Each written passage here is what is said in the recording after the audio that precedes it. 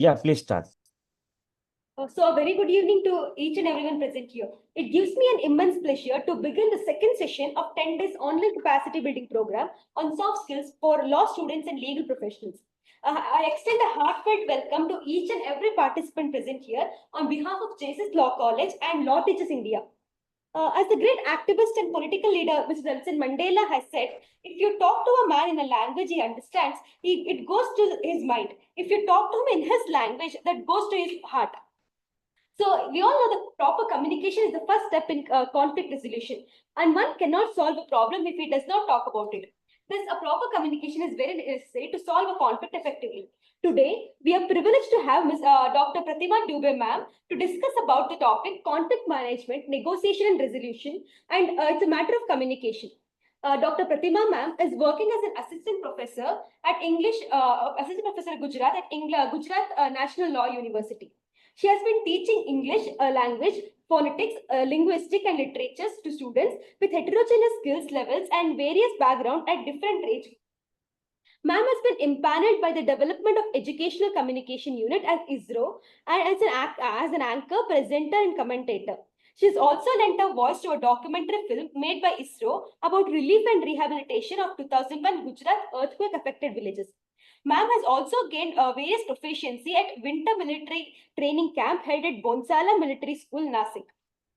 A warm welcome to you, ma'am. We are all looking forward to learn from you. Ma'am, welcome, ma'am. Dr. Pratima Dube, ma'am. Thank you so much. Over to you, ma'am. Now, the online platform is all yours. Okay, a very good evening to everyone, to all participants, organizers, faculty, and students. Now, conflict management, resolution, negotiation, and resolution go together. Whenever you talk about conflict management, negotiation and resolution are a part of management of conflict. And it is all a matter of communication. Okay, so let us explore this topic a little more. To begin with, let us understand that a conflict is neither good nor bad. It is inevitable.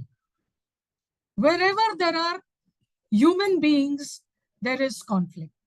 There is difference of opinion, difference of choices. So it's inevitable, it's unavoidable. The only question is how to manage it. Okay, so that is what we are exploring today. Conflicts are endemic to society as a whole because society is a group of different people. People have different tastes, different choices, and depending on what their likes and dislikes, conflicts are bound to happen. And they are directly related to scarcity of resources, division of tasks, power equations in relationships, differentiation, and organization in society. Any organization, regardless of its type, irrespective of whether it is a public institution, a commercial organization, or a private non-profit organization, or a family, or a husband and wife, or a school, or a college, or a university, conflicts are a natural part of any organization. Okay? Conflicts are based on the different causes of internal organization. Differences in internal organization. Organizations are naturally living systems which consist of, can I take this out? This is, consists of units that interact, each having their own defined roles, yet are interdependent and are expected to operate in a structured environment with clearly defined resources. However, if the context is such, conflict becomes inevitable. Okay? It is a naturally occurring phenomena for human beings. People do not get involved in conflict situations unless they have some stake in the relationship or the outcome or both. One can never truly resolve conflict. One can only manage conflict. The costs of unmanaged conflict can be high, but the gains from using differences creatively can also be great. Conflict can either be productive or dysfunctional. First of all, let us understand what is conflict. What do we mean when we say there is conflict? So conflict refers to some form of friction, disagreement, or discord arising between individuals or within a group when the beliefs or actions of one or more members of the group are either resisted by or unacceptable to one or more members of another group. Conflict pertains to the opposing ideas and actions of different entities, thus resulting in antagonism or an antagonistic state. Generally, conflicts can be broadly divided into 4 types. First, interpersonal conflict. It refers to conflict between 2 individuals or 2 entities within an organization. This occurs typically because people are different from one another. Not everybody is the same. If everybody was the same, we would not be humans. We would be robots, isn't it? Then the second type is intrapersonal conflict. This takes place within an individual. You know, it often happens that one is in a dilemma. The heart says something, the mind says something, and the individual experiences conflict within himself or herself. This takes place in the person's mind. Hence, it is a type of conflict that is psychological, involving the individual's thoughts, values, principles, and emotions. Then comes intra-group conflict. This is a type of conflict that happens among individuals within a team or an organization. The incompatibilities and misunderstandings among these individuals leads to intra-group conflict. There is also an intergroup conflict that takes place when a misunderstanding arises among different teams within an organization, and such conflict between individuals or groups may be functional or dysfunctional.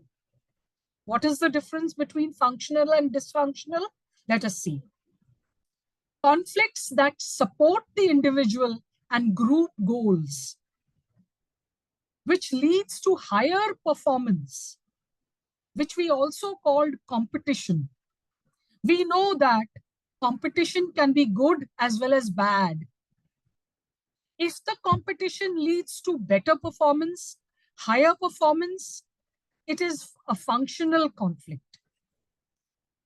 But if the conflict hinders or prevents individual or group performance, then it is a dysfunctional conflict. Dysfunctional conflict takes a destructive form. Now, there can be a very thin margin between the two types of conflicts mentioned above. Because of a very slight difference, a functional conflict can become a dysfunctional conflict. And changing the approach very slightly can convert a dysfunctional conflict into a functional conflict. Okay, so let us understand that if the conflict contributes towards better performance, then it is functional. Otherwise, it is dysfunctional. Now, let us understand functional conflicts a little better. A functional conflict develops cohesiveness within the group members. The group members bond with each other. They have a common goal. If the common goal is the group goal becomes a priority. And then individual goals become secondary. So all the individuals in the group are working towards a common goal. And that leads to innovation and creativity. As there is a competing spirit among various groups, each group is trying to perform the best. Okay, and that provides a challenging work environment and enhances opportunities for self-development of groups that leads to formation of group norms that help to the betterment of group performance.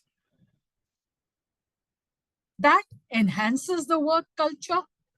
It leads to upgradation of various systems within the organization, and therefore higher growth is achieved.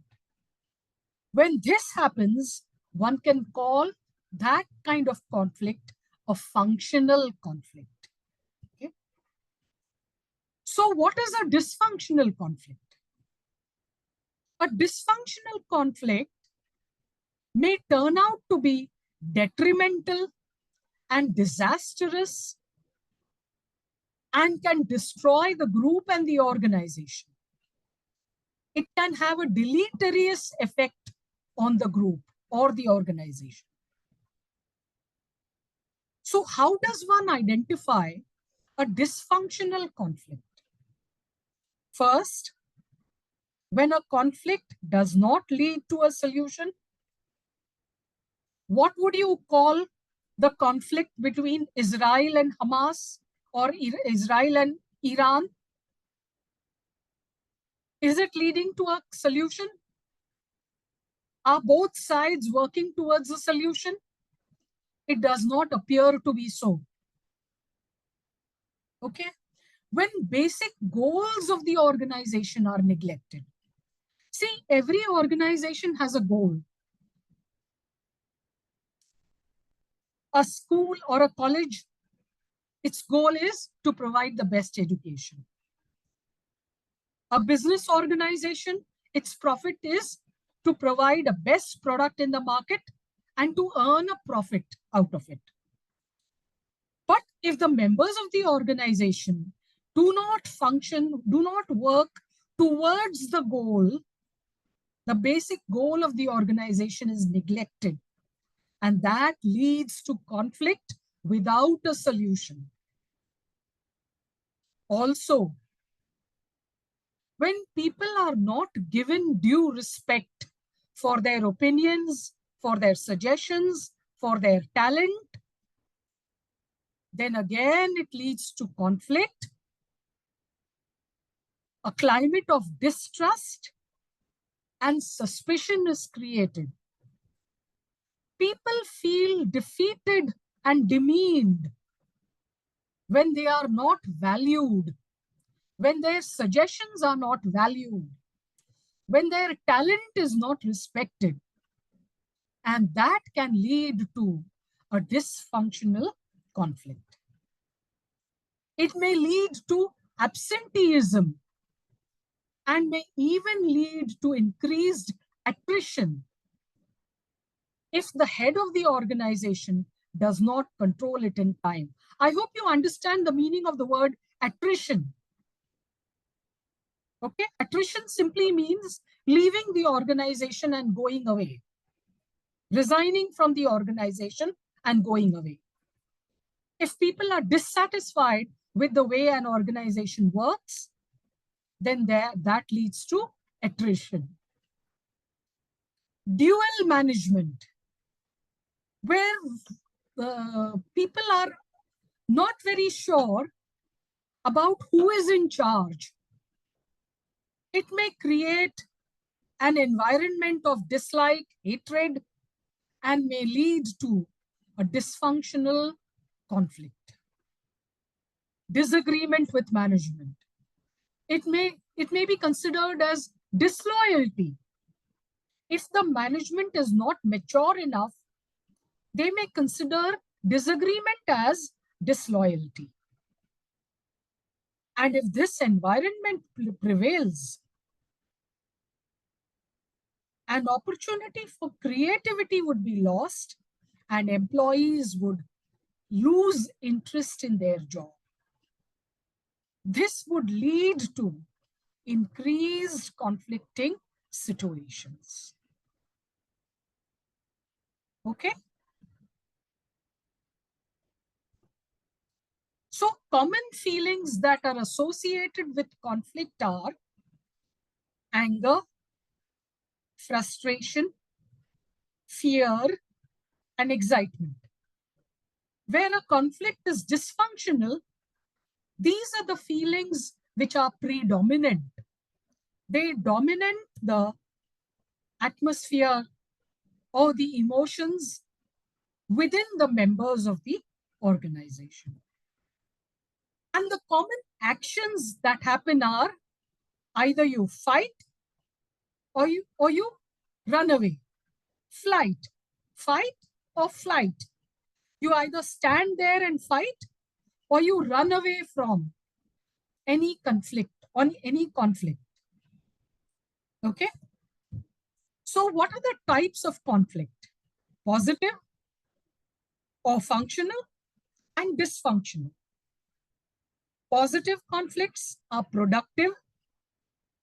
They are depersonalized. First of all, positive conflicts lead to creative and productive solutions to solve or resolve the conflict. They are depersonalized because they focus on the problem. They don't focus on the emotions or the people, but they focus on the problem. They focus on the issues. And there is a willingness to cooperate to find a creative solution to problems. Whereas dysfunctional conflicts are unproductive. The focus is on personal dislikes and personal differences.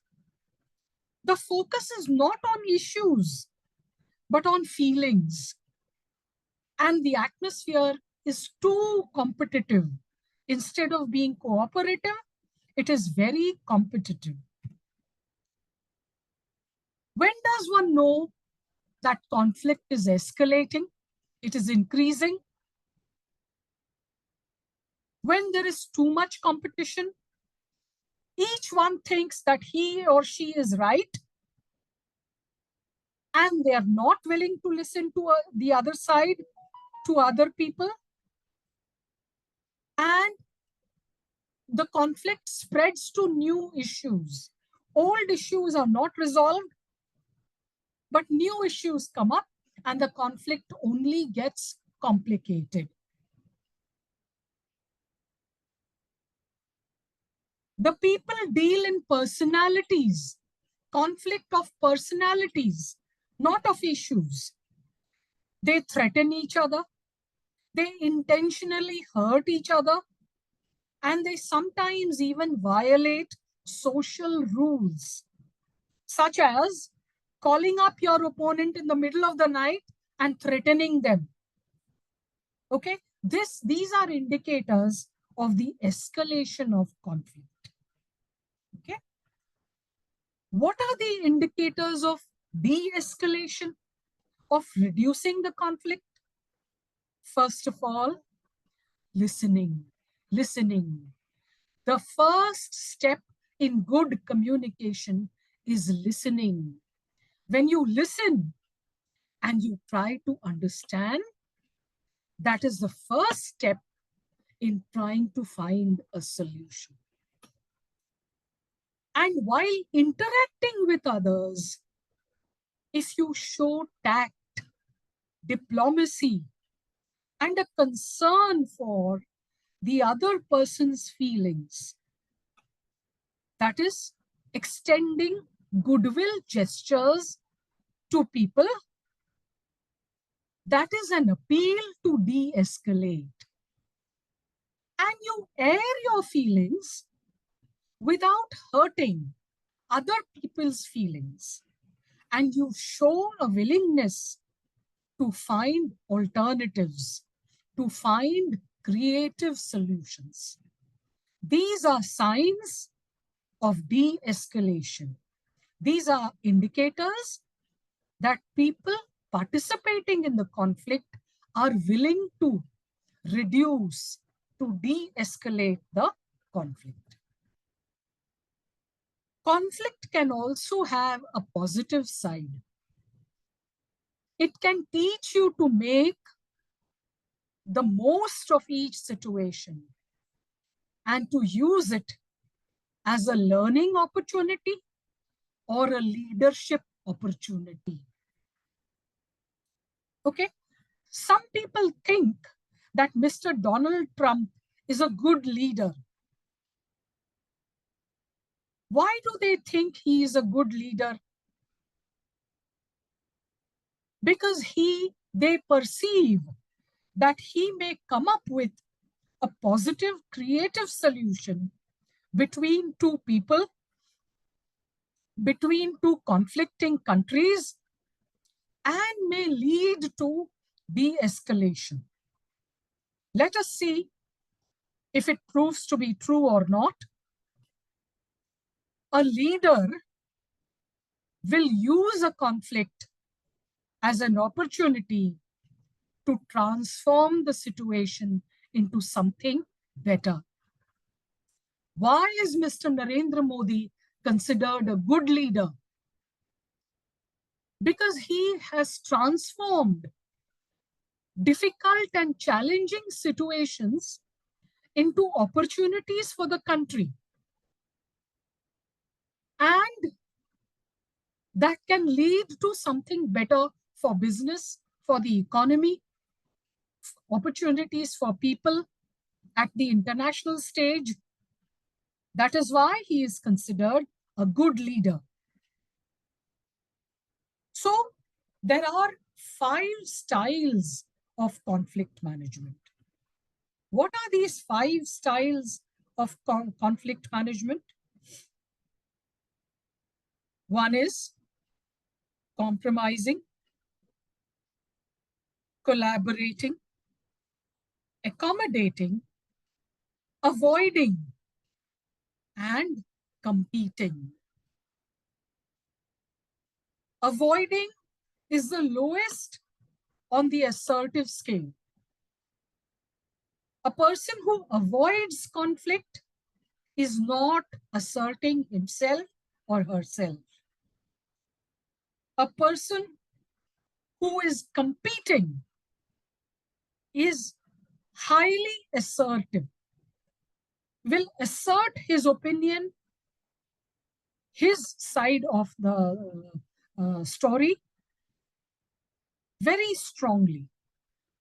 Okay, but a sensible or diplomatic person will start by avoiding and then may be willing to compromise, may even accommodate to some extent, and be willing to collaborate.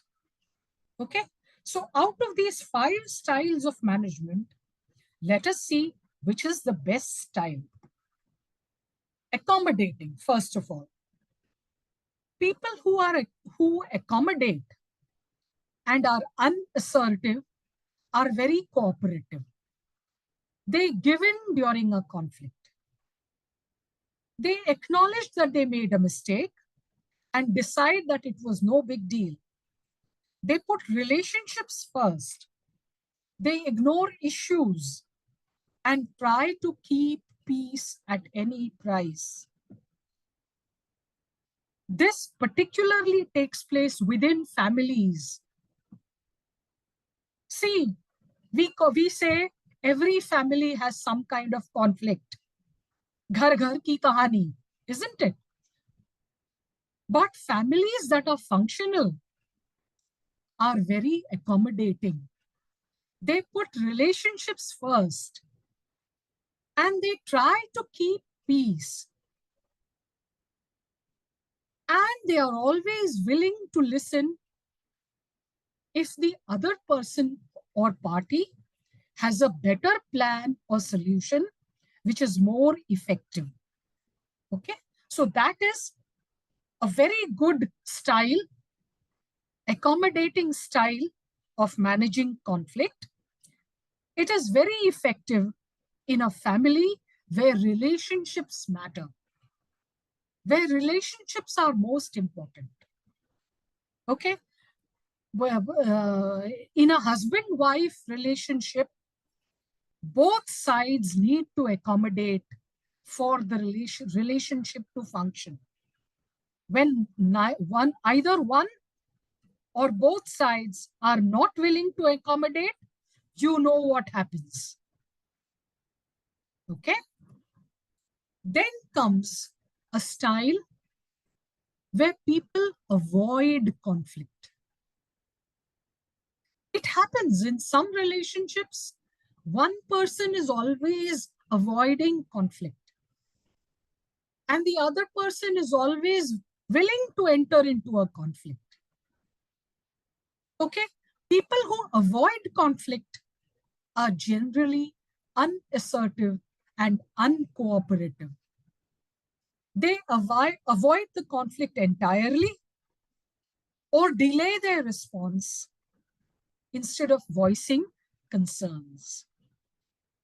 It can create some space in an emotional environment, but it is not a good solution.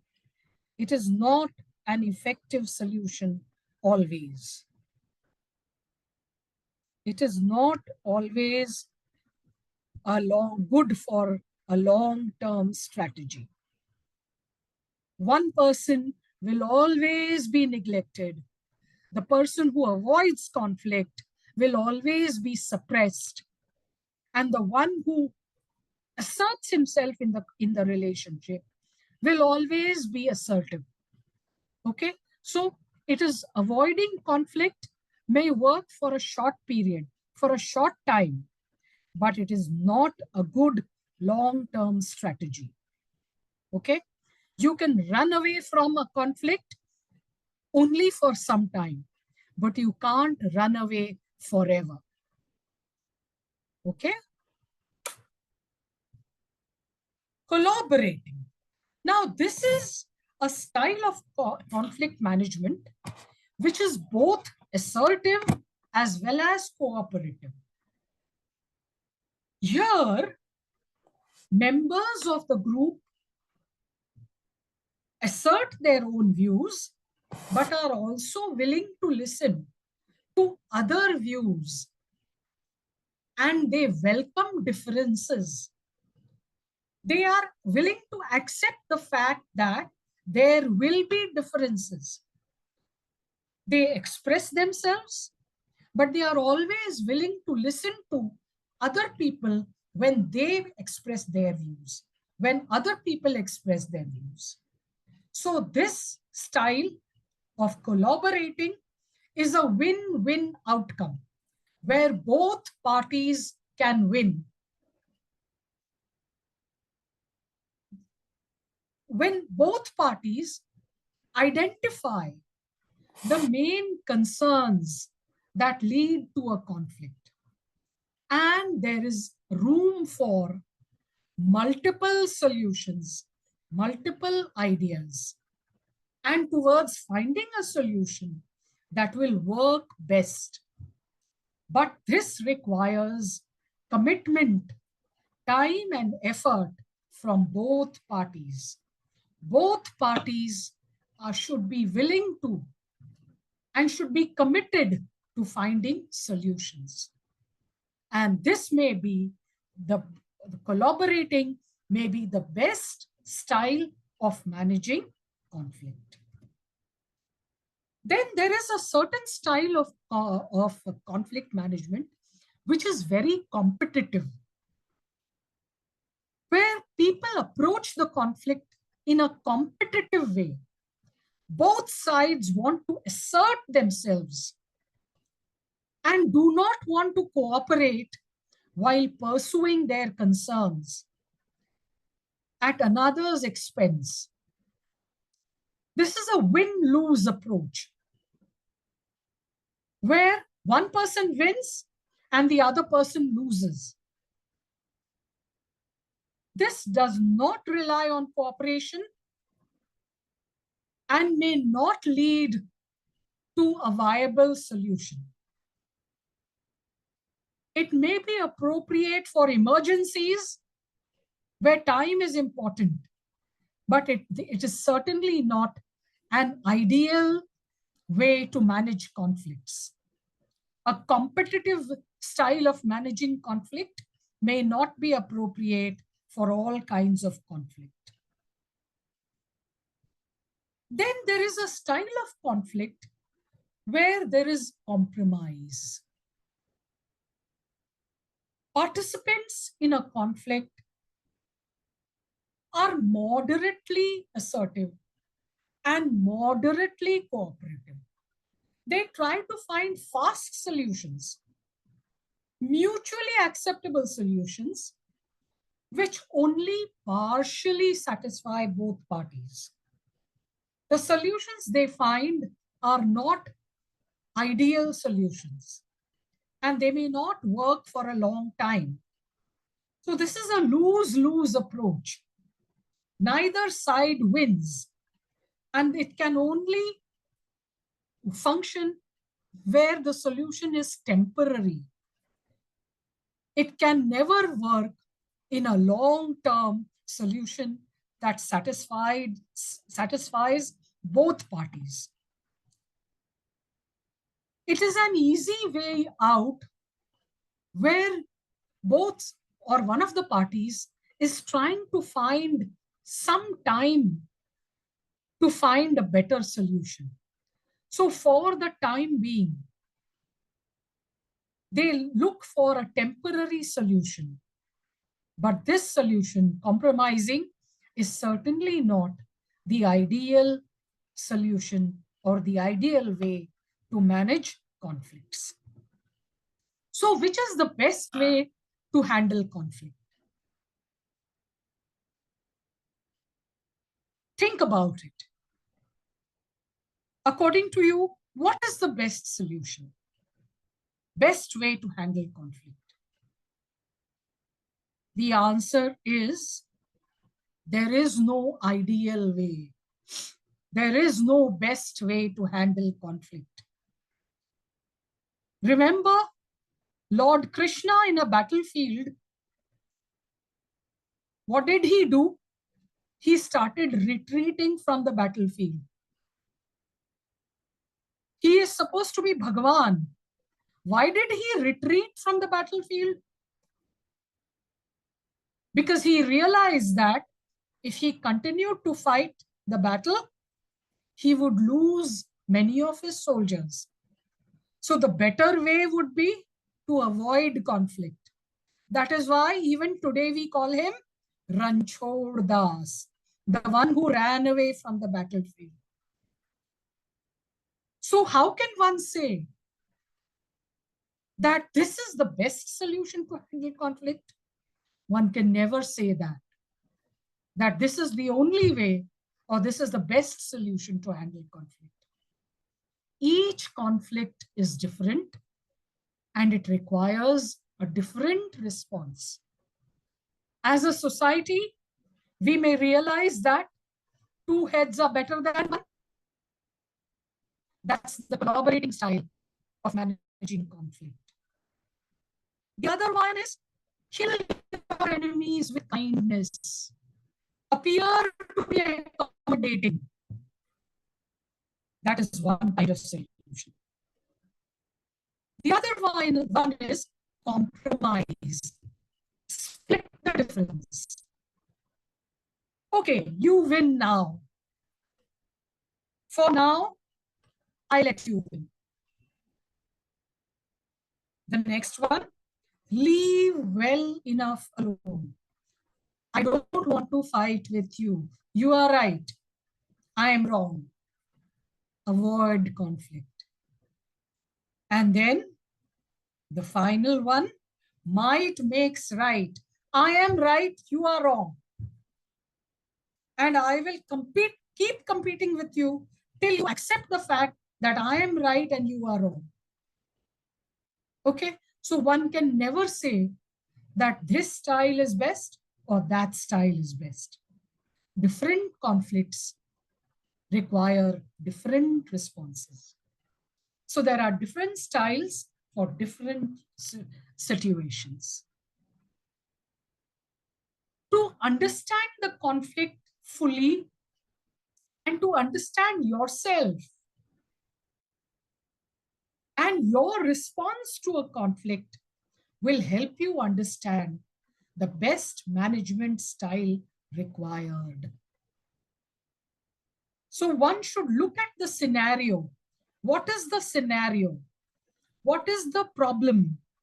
Look at the problem, understand the problem, and that will tell you which is the most effective style to approach a conflict.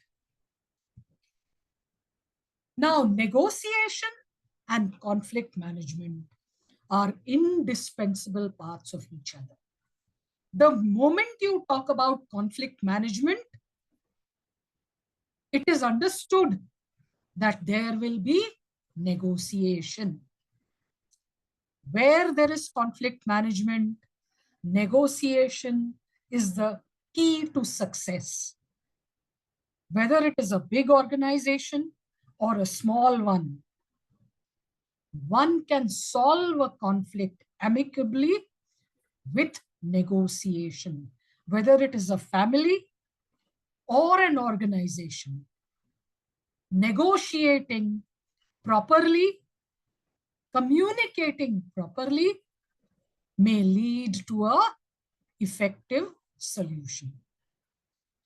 Both conflicting parties can get closer to each other to reach a solution if they negotiate with each other, if they are willing to talk to each other. Okay? Why are Ukraine and Russia still fighting even after 2 years? Because neither party is willing to talk to each other. If they talk to each other, they can probably find a solution and they can reach a settlement. So what is negotiation? Negotiation is a dialogue. A dialogue means an exchange. Exchange of views, exchange of opinions, exchange of concerns between two or more people or parties with the intention to reach an understanding, to resolve differences, to gain advantage for an individual or group, and to arrive at outcomes that satisfy various interests. Negotiations take place in business, government departments, legal proceedings, among nations, and in personal situations such as marriage, divorce, parenting in everyday life. Professional negotiators are often specialized, such as union negotiators,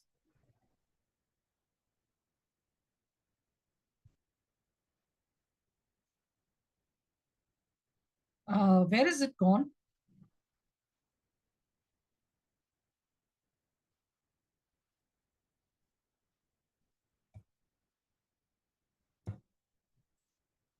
Union negotiators, peace negotiators, hostage negotiators, or they may be working as diplomats, legislators, or brokers. Okay, we often hear of diplomats and legislators who negotiate between countries, and they lead to memorandum of understanding between two countries, or a peace solution between two warring countries. Okay?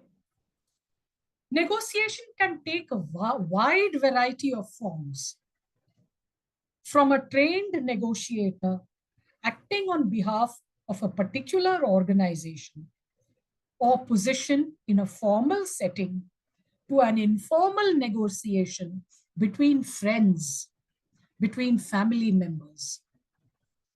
Negotiation can be contrasted with mediation.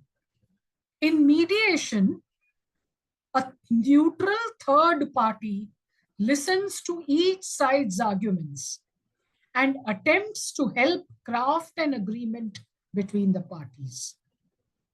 Negotiation, where both parties talk to each other.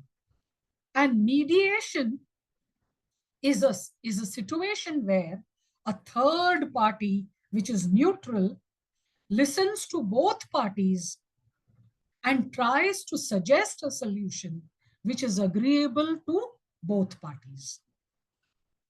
It can also be compared with arbitration, which resembles a legal proceeding.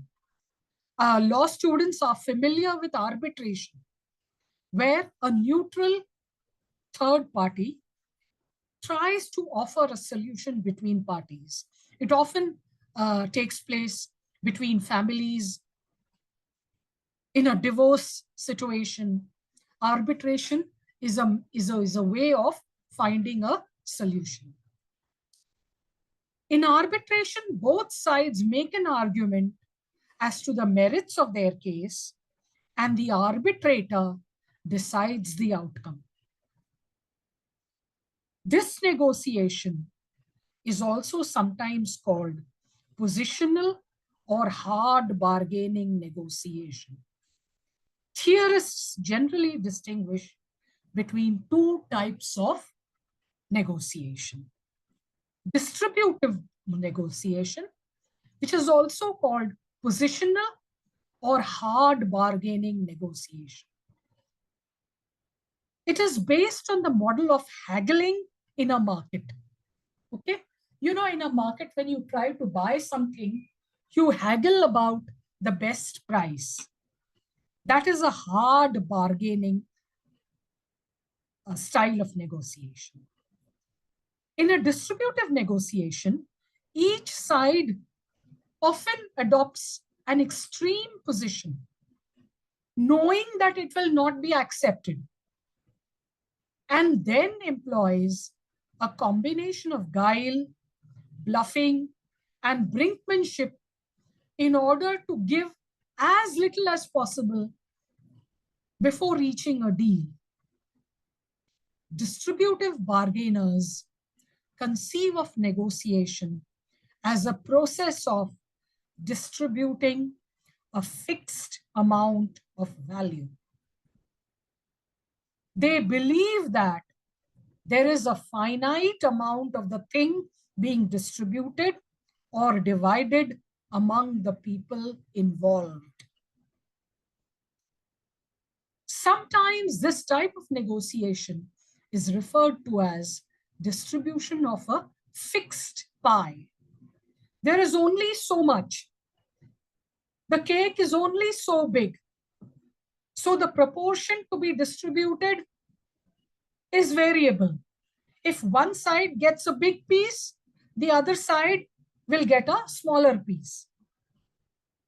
So this will always be win-lose.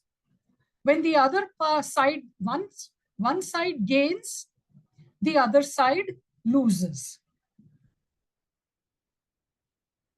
It often happens in a relationship where people have never had an interactive relationship in the past and are not likely to do so in the future.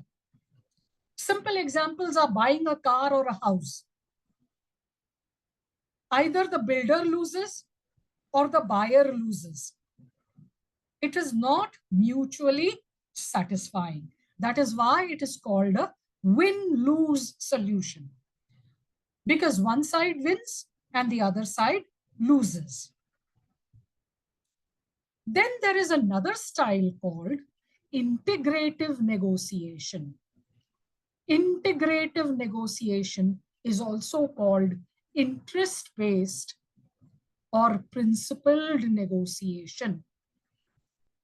It is a set of techniques that attempts to improve the quality and likelihood of negotiated agreement by providing an alternative to traditional distributive negotiation techniques. While a distributive negotiation assumes that there is a fixed amount of value, a fixed pie to be divided between the parties, an integrative negotiation often attempts to create value in the course of the negotiation by expanding the pie. The pie, the cake, is not only this big, it can be expanded.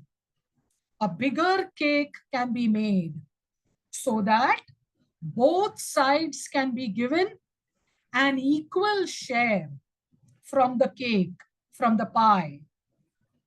Okay? When you have a pizza between 5 friends and there are only 4 pieces, what do? Will the 5 friends fight? Who is going to get the bigger share? If they fight, then that would be a distributive negotiation. If one of them says, all right, let's order another pie, let's order another pizza, then that becomes an integrative negotiation, so that they try to create value for all participants. All the 5 friends can have a satisfactory meal. So that is the difference between distributive negotiation and integrative negotiation. Integrative negotiation focuses on the underlying interests of the parties rather than their arbitrary starting positions. It does not matter where they started from. It does not matter whether they had ordered a pizza which had 4 pieces. They approach the negotiation as a shared problem rather than a personalized battle. If the friends truly value each other and value their relationship, then they will try to find a creative solution so that all friends are satisfied. They will expand the pie.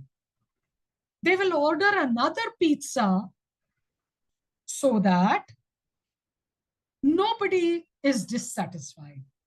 Everybody gets enough portion of the pizza to satisfy them. Okay, so it is a shared problem. Okay, and they adhere to an objective principle the criteria which becomes the basis for agreement. They are willing to agree. They are willing to satisfy each other.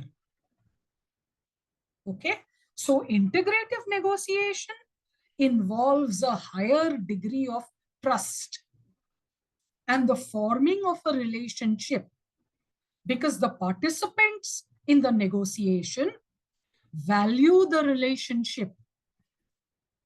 They are family members or they are friends, and they do not want the relationship to break up. The relationship is more valuable to them. So they are willing to look at a solution that satisfies both parties, and the relationship remains intact. In fact, the bond becomes stronger. Okay, so they try to find creative problem-solving methods which achieve mutual gains so that all parties are satisfied. That is why this style of negotiation, integrative negotiation, is also sometimes called a win-win negotiation, where both parties or all parties concerned are satisfied and are happy with the outcome of the negotiation. A negotiator is one who talks with both the parties, listens to their viewpoints, and after that brings them close to each other to directly talk, to remove grievances of each other. A mediator is generally one who interferes in a discord to resolve it, but not necessarily talks with warring parties. And if the dispute could be resolved by directly removing the grievances of both the parties, he or she may do so accordingly. So generally, in a legal disputes, a solicitor performs the job of a mediator. Only thing is, he works through a court in case of a serious type of differences. The ultimate aim of all negotiation is to let the group or organization move ahead smoothly, free from any hurdle. So the ultimate aim of all negotiation is to resolve conflict. When two or more parties have differing opinions, conflict negotiation becomes necessary. The conflict may be over differing words in a contract, terms of a sale, or just differences in personalities, attitudes, or working styles. Okay, sometimes the problem may be exemplified in a standoff where neither side wants to back down. Sometimes called mediation, conflict negotiation involves the bringing in of a third party to foster communication between the disputants. We all know the story of the monkey and the two fighting cats. What happened? Neither this cat got the roti, nor that cat got the roti. Who ate the entire roti? The mediator, the monkey. So a mediator may not often be the best conflict manager. Okay. However, a successful negotiator, a successful mediator is one who is able to resolve the conflict with a win-win solution, a solution or a resolution which is satisfying for all parties involved. So what are the fundamentals of a conflict? Conflicts arise because of differences in values, motivations, perceptions, ideas, or desires. Sometimes these differences may seem trivial, but when it triggers strong feelings, a deep personal and relational need is at the core of the problem. Both the parties need to feel safe and secure, respected and values, and need a greater closeness and intimacy so that the other party understands them better as human beings, as organizations. So, how to resolve such conflicts? Recognize that the conflict is legitimate. Don't dismiss the conflict. Recognize that it is a problem and that the problem needs a solution. And be willing to examine them in an environment of compassionate understanding. This will lead to problem solving, team building, improved relationships, and trust.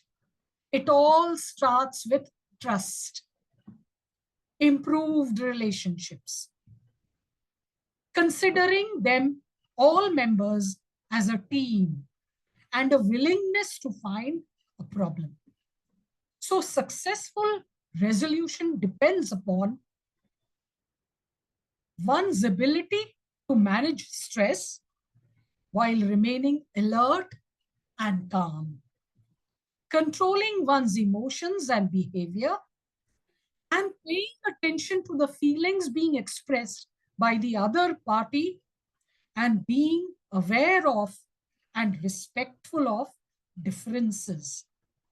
So let us look at a conflict resolution toolkit. A win-win approach where people are willing to cooperate. I want to win and I want you to win too. It is the example of an orange. You peel an orange and you try to give equal parts to all parties. You attack the problem, not the people. And you are willing to adapt your position to find a solution to the problem, not to dislike the people concerned.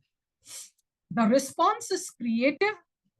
It turns problems into possibilities. The attitude is one of discoveries, where one finds winners and learners. There is empathy, sharing of information, affirmation, acknowledgement of the problem, exploring the problem. Inflammation, responding to a complaint or attack on you. It is possible that during the negotiation, somebody may take a personal attack. Should you be inflamed? That would be a negative solution to the problem. How to be assertive appropriately. When to assert oneself. To how it is on my side, how I see it, and how I would like it to be. Never hesitate to express your opinion, your point of view at the same time. And you also need to let the other person know that you feel very strongly about the issue. But also be willing to listen to the other side. Because people underestimate how hurt or angry you are, just as you may underestimate how hurt or angry the other side is. Okay, so express your needs and listen to the other party's needs. You don't need to be aggressive all the time. Your needs are as important as the other side's needs. That leads to a cooperative power. Respond to resistance from others by asking questions that focus on the problem and then find options. Move to the positive. Go back to legitimate needs and concerns. Rise above emotions, particularly negative emotions, and look for solutions that are satisfactory to both. In order to manage emotions, one needs to handle oneself. Ask yourself, why am I feeling so angry, hurt, frightened? What do I want to change? What do I need in order to let go of this feeling? Whose problem is this really? What is the unspoken message I infer from the situation? And what are the 5 goals that you seek to achieve? Your first goal is to avoid the desire to punish or hurt or blame. Your second goal is to improve the situation. Third goal, to communicate your feelings appropriately without hurting the other party. Fourth goal is to improve the relationship and increase communication. Fifth goal, an important goal, is to avoid repeating the same situation. Managing emotions also involves handling other people's emotions. People's behavior occurs for a purpose. They are looking for ways to belong, to feel significant, and to self-protect. So avoid behavior that draws attention towards oneself too much and neglects the feelings of others, neglects the responses of others, or does not give enough importance to others. Remember, negotiation is not a struggle for power. You are not trying to assert, I am more powerful than you are. The other party should be convinced that you respect their needs. And you should encourage any positive attempt, no matter how small the attempt is. Okay? So emotions means handling one's own emotions and handling the emotions of others.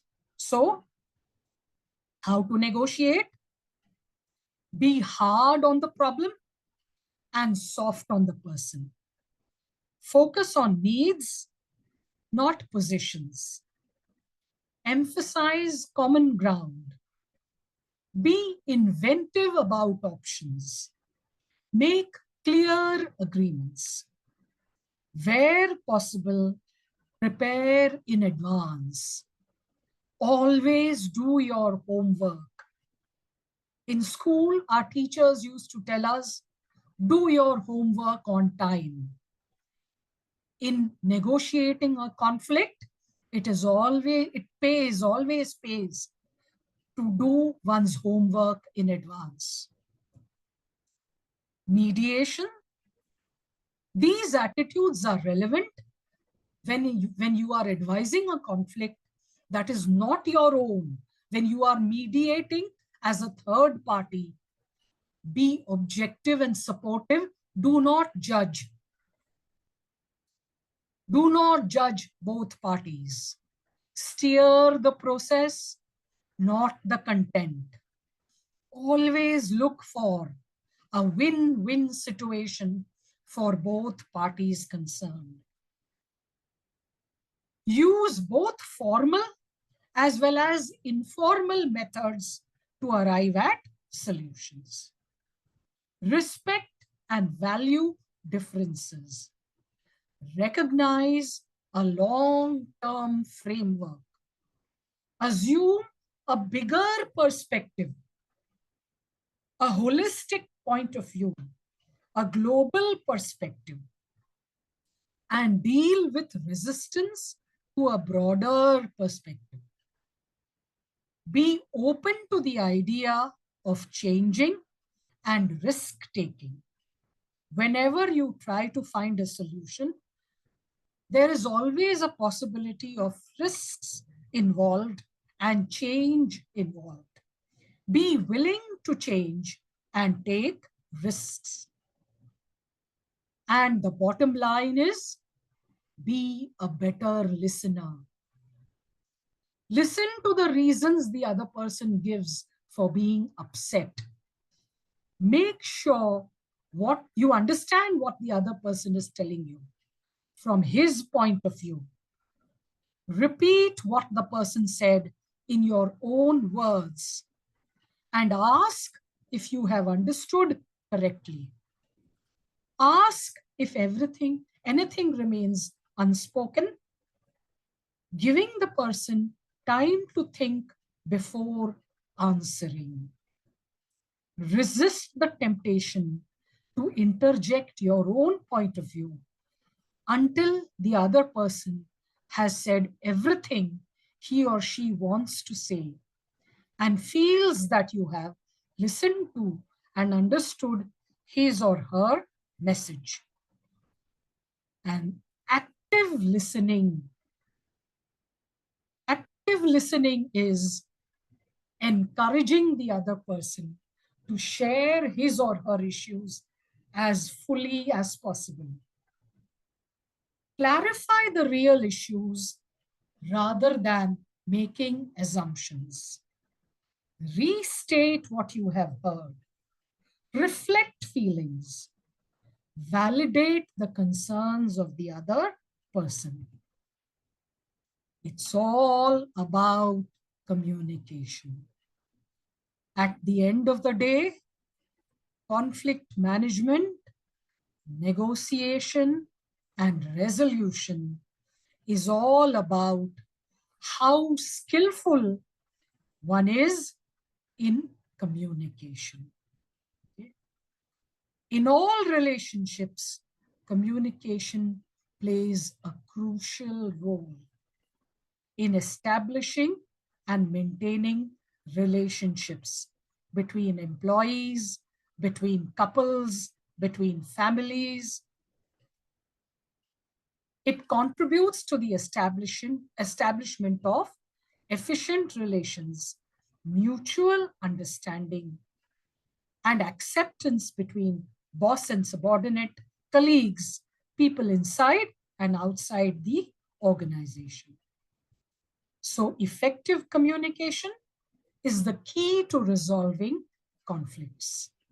Most conflicts are a result of poor competition for common but scarce resources, disputes over rules, and just plain incompatibility when it comes to approaches and outcomes of goals.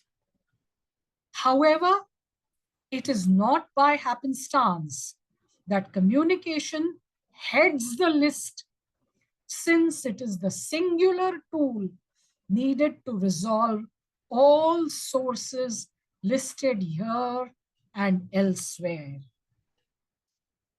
When communication is poor, it can be the catalyst that hurls parties headlong into a conflict. When communication is effective, it leads to resolving conflicts. So this is a kind of chart which shows conflict management through effective communication. Feedback, communication, both formal and informal. Communication which is clear and concise. And communication that focuses on facts rather than emotions. Okay? So the bottom line is, at the end of the day, all conflicts can be resolved through proper communication. Okay? Thank you. I would be happy to take questions.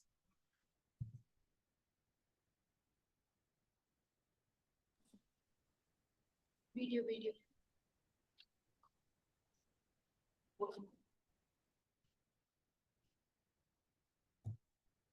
I can't hear you. Hello. Yes, ma'am. Yes, yes. Yeah, yeah. Thank you. So participant request, thank you very much, ma'am, for insightful session and then all the aspect that you have discussed related to conflict resolution. So participant request, any questions are there? We will take some questions. So you can put it in the chat box or you can you can raise your hand or you can put it in the chat box.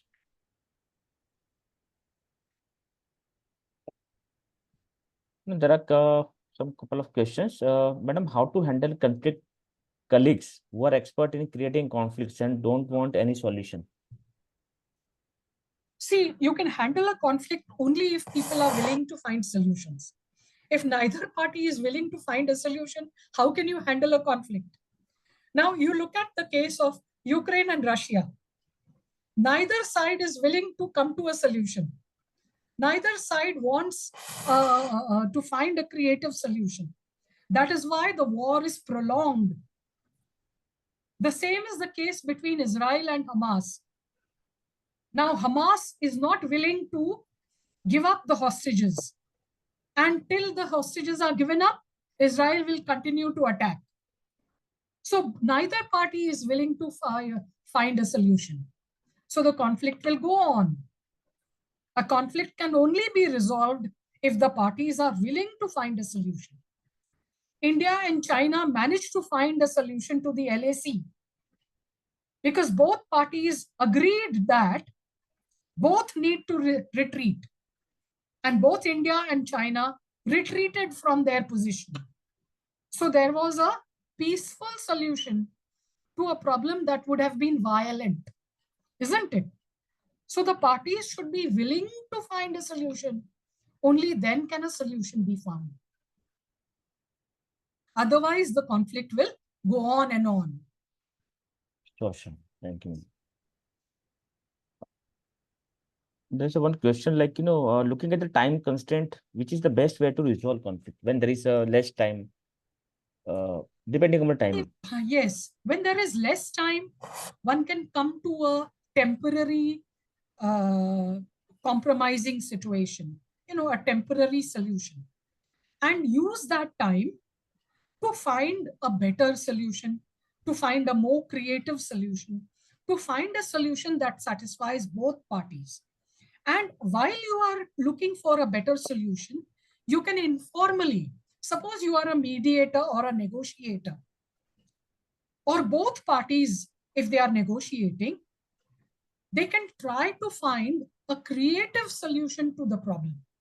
Utilize that temporary solution or that time that you have gained through a temporary solution to find a better way to resolve the issues. Okay, so compromising can be a temporary solution. The best solution would be where both parties find the solution satisfactory. It is win-win for both parties. Okay?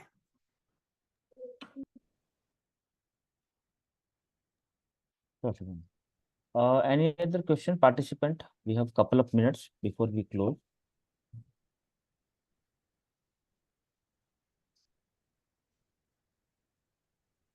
No, like related to advocacy professional, what do you think? To what extent advocates they are good at communicating, in the conflict resolution? We have law, mediation, arbitration, but again, I think they are not skilled enough to listen. You're telling listen to parties. They keep Yes. deciding. I was reading one of the article a few years back. So we lawyers should not become a judgmental, not give a opinion. Exactly. Become Exactly. judgmental. Okay, ho jayega. Yes. We will decide. We will win. Yeah. We Over will to find you. a legal solution. Yeah, judge ko pata lenge.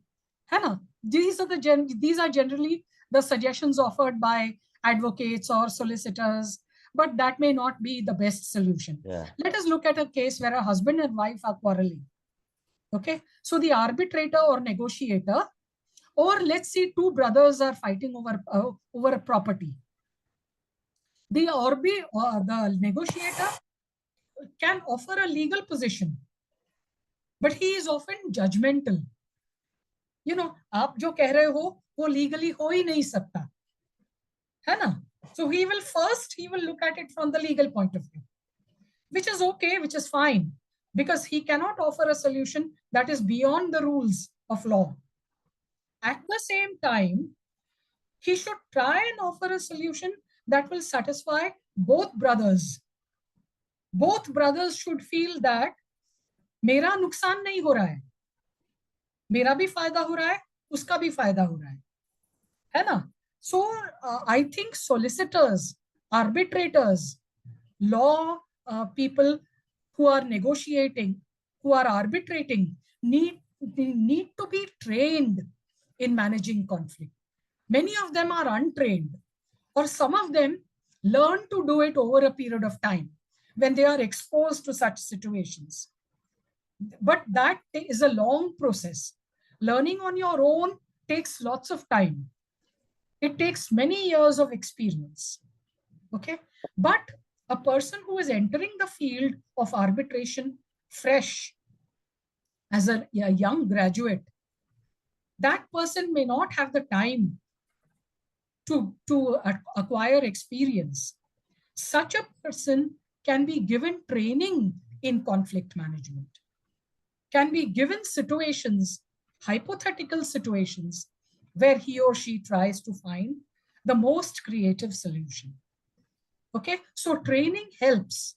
Training can be given to anyone entering into the field of conflict management or resolution, such as diplomats. Diplomats are trained in talking to countries, in talking to parties, and that is how they arrive at agreements, they arrive at MOUs, because they know how to talk. They are trained to talk. They are trained to resolve differences. Lawyers should also be given, or law graduates should also be given that training in conflict management. It should be an important part of the training of a lawyer. Yeah, true, ma'am. Like dispute resolution, the one solution is litigation. They prefer litigation. They prefer escalation, right? To escalate because they also have to earn money, right? To the Exactly. case, the life period, or that the life of the particular case. That is the thing. So definitely, but again, let us see, like with the new law, mediation has come up, how far it will go. Because arbitration, I would say, it was a failed law. It is a failed law, I would say. We see the glamorous cases, big cases solved by arbitration. Still, a lot of issues are there, and then we'll see like how mediation act will perform, right? At this time. So thank you, ma'am. I request G. Anthony to give a formal vote of thanks to ma'am. Over to G. Anthony. Good evening, everybody. As we come to the conclusion of the second day of the session, it's my privilege to deliver the vote of thanks on behalf of the organizing committee. First and foremost, I extend our hearty gratitude to our distinguished guest speaker, Dr. Pratima Dube, ma'am, for sharing your valuable insight and experience with us today, ma'am. Your knowledge and experience have provided us with a wealth of information and inspiration, ma'am. We are truly honored to have you, ma'am, today. Thank you, ma'am. Thank you so much. Thank you very much for giving me an opportunity to interact with you. Yes, ma'am. You have a high profiled knowledge, ma'am. Thank you so much, ma'am. Thank you. So, madam is teaching for long in GNLU, the legal language for long. I think, madam, there are 2 papers are there, right? Legal language for teaching. Yeah, 2 papers, communicative English and legal language and legal English. Okay. Thank you. Okay, thank you. Namaste. Good evening. Thank you.